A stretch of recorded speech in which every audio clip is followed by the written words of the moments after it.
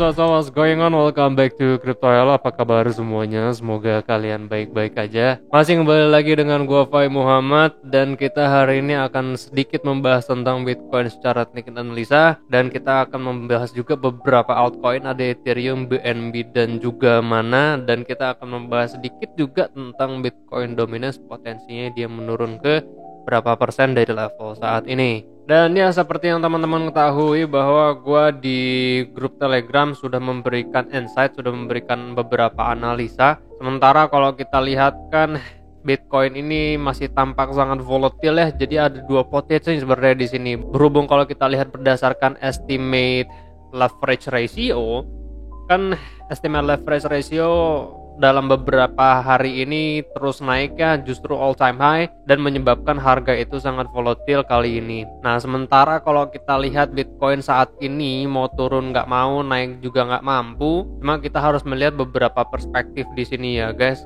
Berhubung gua melihatnya ada penurunan volume pada time frame kecil pun, ya udah berarti kita simpulkan bahwa ini adalah sebuah rounding top aja dulu guys. Karena kalau gue lihat pun memang ini sebenarnya rounding top gitu ya, bisa teman-teman simpulkan ini adalah head and shoulder. Atau kalaupun ini adalah sebuah broadening, ya berarti broadening itu kan adalah spekulatif pattern ya, jadi bisa saja dia break outside atau bisa broke downside. So tinggal kita menunggu aja apakah Bitcoin pada level saat ini itu bisa break dari EMA 200 pada harga 79.800 something atau 47.900 atau mungkin 48. Jadi range teman-teman untuk entry long buy itu kisaran berarti 47.900, 48.000, 48.100, 48.200. Pastikan dia betul-betul breakout. Biarin aja sebenarnya harga itu cenderung naik dulu. Nanti pasti akan retestnya pada EMA 200 nya di sini guys, seperti itu ya. Jadi nanti teman-teman tinggal sesuaikan berdasarkan harga EMA-nya itu yang tertera pada harga di sini di label itu harganya berapa. Nah, kalau target price sendiri teman-teman bisa melihat time frame 4H ya. Time frame 4H itu EMA 200 di harga 50 ribuan. Ini bisa menjadi target price berikutnya untuk teman-teman. Sementara kalau teman-teman lihat kemarin high-nya itu kan 52.000 ya. Di sini di harga 51.500 ini adalah resisten kuat yang perlu ditembus. So, gua berharap bahwa EMA 200 time frame 4H pun bisa break agar bisa ke harga 55. Cuma berhubung kita melihatnya ada dua perspektif di sini, kita pun harus melihat adanya potensi harga menurun ke penurunan tersebut itu bisa kita ukur berdasarkan dua. Yang satu adalah lebar dari si pola broadeningnya, berarti penurunan ke angka sekian ya. 45.800, 45.700, lalu bisa juga ke harga 44.100. Berhubung kalau kita lihat kan di sini adalah Gartley pattern. Nah, di sini X, A, B, dan C. Bisa jadi karena memang penurunan dari si Gartley sendiri B sama C-nya sebenarnya itu kan menuju ke angka 0786 berdasarkan teori. Dari tingkat kenaikan C sama D-nya itu juga sama 0786. 0786 itu berarti kisarannya 55 ribuan. Kalau gua pribadi nampak memang BTC saat ini menurunnya ke harga 45.800 ya. Dan kalau kita ukur berdasarkan pola pun tampak akan membentuk sebuah pola bullish, yaitu bisa saja berarti bullish kanan atau kemungkinan besarnya bisa saja kalau menurun ke sini bisa menjadi falling wedge gitu. Dan perhatikan ya guys, apabila harga menurun ke angka sekian, berarti teman-teman tinggal tarik aja Fibonacci dari X ke A sini. Jika kita ukur berdasarkan harmonic pattern, ini adalah X. Lalu di sini adalah A. Di sini ada B. Di sini ada C. Nah, di sini kan 0786 something ya. Berarti potensi penurunannya 1618, 141, 1272. 1618 itu berarti di kisaran harga sekian. Di sini ya guys, 1618 ya. Ya, jadi sesuai berarti ya harganya ke 44.155, range 44.300 sampai dengan 44.100. Ini adalah bullish pattern ya guys. Jadi ada potensi dari harga sekian di sini kembali lagi ke atas, tinggal kita tarik dari X ke A, lalu kita taruh di D, level D-nya di sini. Berarti target price berikutnya itu adalah yang paling dekat 47 ribuan. Sementara kalau untuk target mid terms atau long terms itu masih sama ya 55, karena pada daily time frame lebih besar kita belum melihat adanya dead cat bounce. Dan untuk Ethereum sendiri kita dapat melihat bahwa time frame 1H resistensinya itu adalah EMA 200, harganya 3820, dan kita bisa melihat bahwa di sini menjadi level resistance ya. Nah, ini bisa teman-teman simpulkan double top. Juga kalau kita lihat pada time frame yang lebih kecil, kemungkinan besar pada time frame 15, gue melihat adanya potensi dari Ethereum sendiri menurun ke harga 3627 pada level support daily di sini.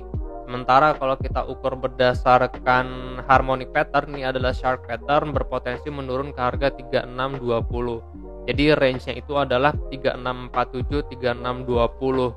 Ini adalah bullish pattern, so teman-teman gunakan kesempatan tersebut di sini sebagai entry point dengan stop loss tergantung atau berdasarkan toleransi teman-teman ya.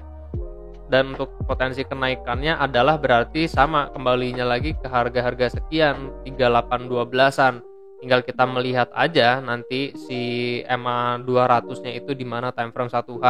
Kalau gua harap, karena gua expect-nya adalah si Ethereum sendiri itu dia break dari level resistance trendline. So potentially yang pertama kali kita lihat adalah berarti break dari level resistance EMA 200 di sini. Nah, kalau kita ukur berdasarkan time frame 4H, EMA 200 pun kan sempat menjadi level resistance-nya. So kalau kita ukur lihat-lihat lagi potentially berarti bisa mengarah ke level resisten berwarna hijau ini, menjemput si EMA 200 pada harga 3990 atau bisa jadi ke 4000-an. Karena kan kalau kita lihat berdasarkan harga resistance itu di kisaran 4000 sampai dengan ke 4100 something di sini. Dan kalau kita lihat berdasarkan harmonic pattern lagi, ini kan adalah bearish pattern. Ethereum berarti berpotensi untuk dead cat bounce lagi. Kita tinggal tarik dari X ke A sebagai referensi target price penurunannya lagi guys.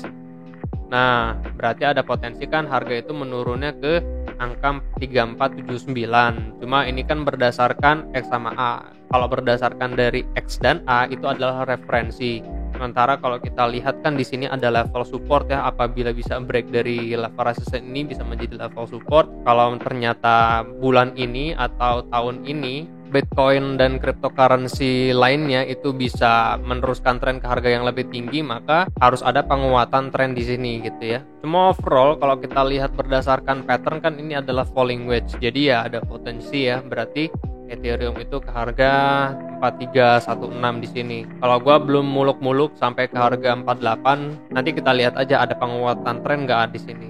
Untuk BNB sendiri sebenarnya sama ya, sama seperti Ethereum, dan kita dapat melihat bahwa BNB ini kan dia sedang testing pada level support trendline-nya. Ini adalah bearish flag. Di sini tinggal teman-teman tarik garis trendline jadinya bearish flag, dan candles itu sekarang sudah break dari level support trendline dan sekarang sedang retesting. Ada potensi bahwa BNB ini dia menurunnya ke angka 494 dan juga 472. Sementara kalau kita lihat berdasarkan support daily itu 503. Jadi teman-teman tinggal melihat range support yang ada di sini, kisaran Fibonacci 0886 extension di harganya 494 sampai dengan range-nya 503. Dan gue masih expect bahwa BNB ini bisa breakout dari level resistance trendline ya, karena ini adalah sebuah falling wedge ya. Dan kalau kita ukur berdasarkan harmonic pattern, maka ada potensi BNB itu ke harga $600.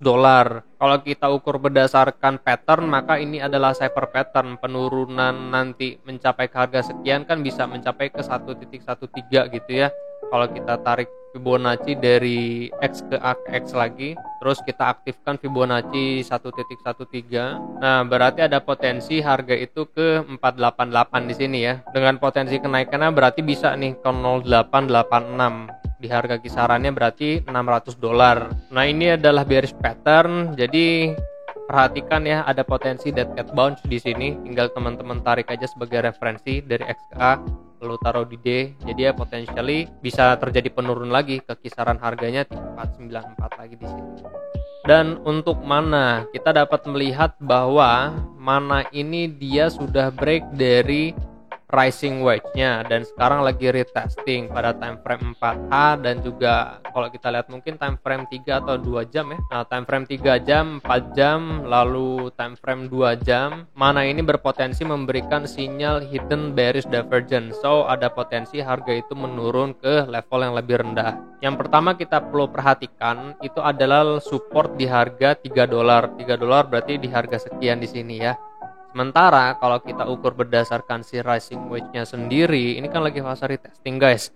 Jadi ada potensi harga itu menurun ke 2,65 di Fibonacci 1272, range-nya berarti 2,51 sampai 2,65 Fibonacci 1414 1272. Nah, pas juga kalau kita ukur berdasarkan ABCD pattern, di sini A, di sini B. Nah, ini kan berarti Fibonacci 0,382 kalau teman-teman tarik Fibonacci dari sini ke sini.